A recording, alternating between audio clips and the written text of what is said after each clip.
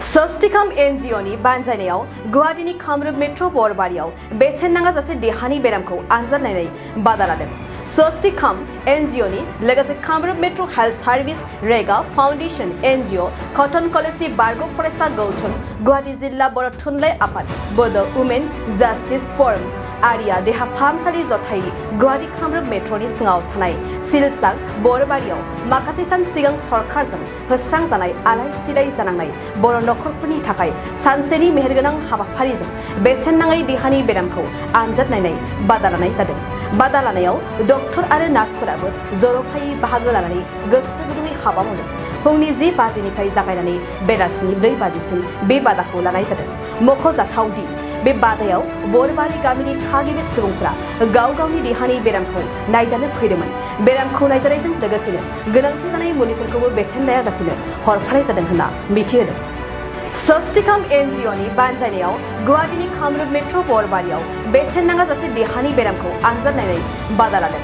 Swastikam NGO नि लोगोसे Kamrup metro health service रेगा फाउन्डेशन NGO कटन कलेजनि बारग' फरायसा गौथुम गुवाहाटी जिल्ला बर' थुनलाइ आफाद बड' वुमेन जास्टिस फरम आरिया देहा फाहामसालि जथायनि गुवाहाटी कामरुप मेट्रोनि सिङाव थानाय सिलसाग बरबारियाव माखासे सान सिगां सरकारजों होस्रांजानाय आलाय सिलाय जानांनाय बर' नखरफोरनि थाखाय सानसेनि मेहेरगोनां हाबाफारिजों बेसेन नाङै देहानि बेरामखौ आनजाद नायनाय बादा लानाय जादों।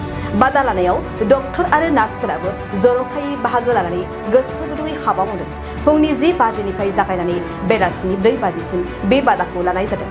मख'जाथावदि बे बादायाव बरबारि गामिनि थागिबि सुबुंफोरा गाव गावनि देहानि बेरामखौ नायजानो फैदोंमोन।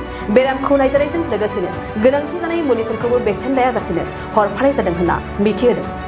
मोनसे फोसावथाय खैराबारि उपेन्द्र नेशनेल एकाडेमि फरायसालियाव देग्लायनिफ्राय 11 थाखोनि मुं थिसननाया सोलिगासिनो।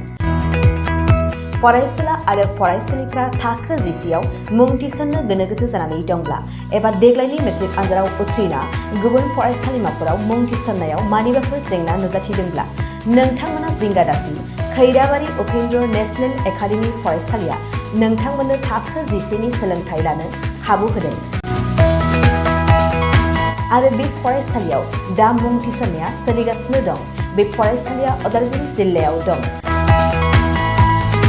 मख'जाथावदि बे फरायसालियाव देग्लायनि मेट्रिक आनजादाव गासै 80 सा फरायसुला फरायसुलिफ्रा गासैबो मोजां जौखोन्दो लानानै उथ्रिसार जानो हादों। बे फरायसालियाव थानो थाखाय हस्टेलनिबो सुबिदा मोननो हागोन। गोबां मिन्थिनो थाखाय 6003576723 8486610047 आरो 9101511040 जानबुं अनजिमायाव जगाजग खालामनो हागोन।